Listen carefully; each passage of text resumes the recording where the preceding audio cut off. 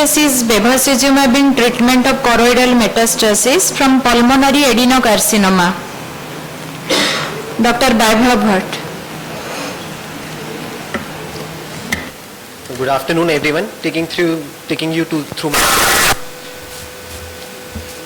So, 58-year-old male presented with painless, gradually progressive diminution of vision in right eye. VCV in right eye was 6/18, left eye 6/6. Otherwise, anterior segment examination was unremarkable. On doing fundus examination, both eyes showed choroidal mass with surrounding SRF. On autofluorescence, we can see central hypo with surrounding hyperfluorescence. On OCT, we can see choroidal elevation with obscured choroidal vasculature with RP undulation, which is called lumpy bumpy RP, SRF with shaggy photoreceptors. On FFA and ICGA, we can see early phase hypofluorescence and hypersenescence. And late phase on FFA, we can see intense leakage at the margin of the choroidal mass, whereas on ICGA, it continued to be hypo. On B scan, we can see a homogeneous subretinal mass with undulating surface with a medium reflectivity. So provisional diagnosis at this stage of choroidal metastasis was made, and investigations in form of CCT, chest, USG, whole abdomen, general blood picture and MRI, brain and orbit were advised. So on CCT chest, we could appreciate mass lesion in apical segment of right upper lobe with heterogeneous picoulated margins. So patient was sent to higher center, and patient underwent USG guided FNAC of right supraclavicular lymph node, which revealed metastatic mucinous adenocarcinoma. So a diagnosis of stage 4B non-small cell lung carcinoma was made, and patient was started on palliative chemotherapy in form of paclitaxel, carboplatin and bevacizumab. 6 cycles of chemotherapy was administered to the patient. On PET scan, patient had lymphatic, pulmonary and skeletal metastasis. So here we can see after 6 cycles of chemotherapy, the choroidal mass had well settled, leaving pigmentation behind. And we can see a stippled hyperfluorescence on autofluorescence.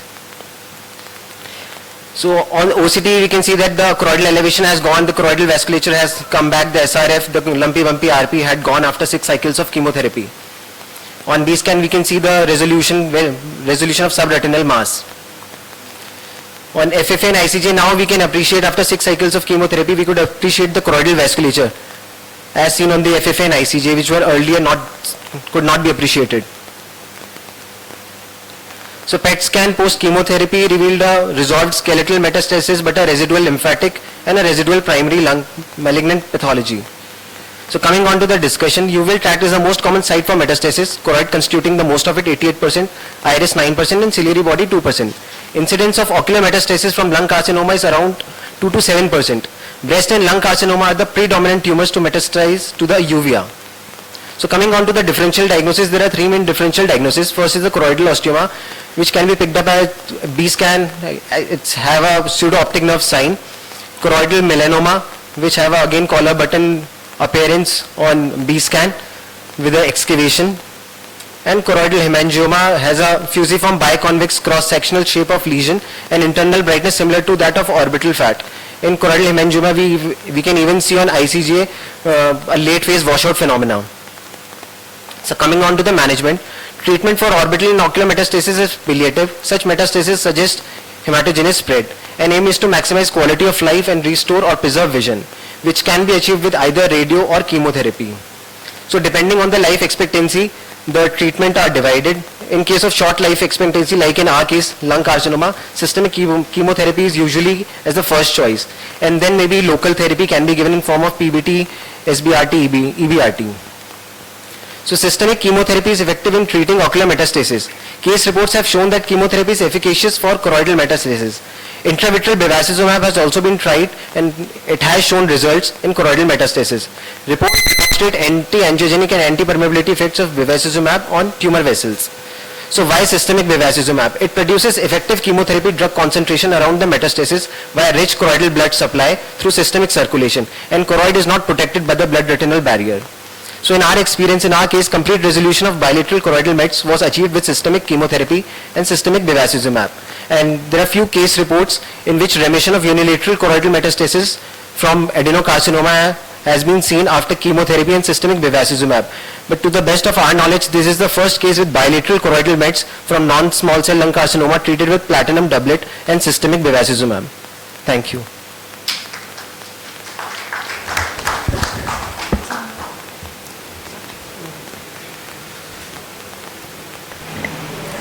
Very nice presentation.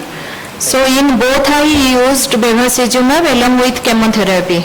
Systemic bevacizumab. Systemic. Systemic, yes ma'am. Systemic. We didn't use intravitreal. It resolved with only systemic bevacizumab and chemotherapy. Systemic bevacizumab. Okay. So and how long you followed up since the last treatment? When we followed up till 6 months, but then the patient succumbed to the complication, so he's no more. The last visit we had, he had complete resolution. Okay. So I think this case was from Saurabh. Yeah. So I just wanted to ask you, how do you, for the interest of the postgraduates here, the fellows or the young practitioners here, how do we differentiate between the secondary carcinomas versus paraneoplastic carcinomas like CAR, MAR, and even the B-dump? Mic de do sir. What are the characteristic features between the secondaries versus the primaries? So we know that choroidal mets has a distinct, what he showed, what Dr. Weber showed, it has a speckled, it has a lumpy bumpy choroid, and you can see speckles in the subretinal space. And very clearly you can see that the choriocapillaries, because of the pressure, is thinned out. It's almost non-existent. In that area you will hardly see any choriocapillaries in the area of the infiltration. So those are mostly, because of the malignant deposits, the malignant spread. As opposed to that, B-dump, what you mentioned, is a paraneoplastic syndrome, as is CAR and MAR. So they have distinct, presentations, and in B-dump you will have more of a, like a pigmentation, and The giraffe pattern. giraffe pattern of pigmentation you'll see on autofluorescence and fluorescein angiography. And also autofluorescence is actually a very good method to pick up that giraffe pigmentation in B-dump. And Gas has described those yellow-orange, pigmented areas, but often in our race we don't see. I've seen a few cases of B-dump, but it's very difficult to make out that pigmented, areas. But on autofluorescence it is picked up well. And there are these fine protuberances at the level of the RP. They are like almost like deposits at the level of the RP. So what made you to look into this case to send it for the systemic evaluation in this case? Yes, so exactly. So if you can show the OCT, the lumpy bumpy choroid is very, very characteristic, of METs. And there is no choriocapillaries in that area. Fantastic. So that was the point which we wanted to bring it out in this discussion, is because in case if it is a CAR, MAR or any of these paraneoplastics, most of these times in the initial phases the fundus looks absolutely normal. The patient comes with flickering of lights, flashes of lights, unexplained nyctalopia, or suddenly at the age of 60 going in for nyctalopia or night blindness, telling of flickering and flashes. Most of the times we think it's a neurological cause and send for MRI. That also comes normal. And if he is an alcoholic or a toxic amblyopia, we try to label it more like that. But we have to keep it in mind, any unexplained visual loss, especially the photosensitivity. The photosensitivity, the scotomas, unexplained visual loss, bilaterality are the features of the paraneoplastic. And why I am stressing that is because they don't have any of these features as was shown in this case. So this has to be kept in mind. Any elderly who comes with these symptoms has to be worked up, because in the Western world we do lot of these workups, but in India we don't, because these are very not so common. Even the melanoma associated retinopathies are hardly 90 cases or so reported in the whole world. So because of the rarity of these diseases, we should not miss out on any of these findings. It's just fantastic case. Thank you very much. Thank you. The B-dump he reported was actually treated as CSR, at least at 2 other places, and called after a few months. So you can imagine what a few months can do to that B-dump. That patient also succumbed eventually, and he had a renal cell carcinoma. We had this thing to publish one of this under Apurva, Dr. Prasad and myself. We published one of the B-dump, very rarest of the rare, which we see. And please remember these animals kind of thing, association. Like which animal? Like giraffe, the giraffe-like pattern. Earlier it was looking like a leopard-like pattern. Now they are calling it like a giraffe-like pattern. So these patterns are very, very important to know and to remember to go forward.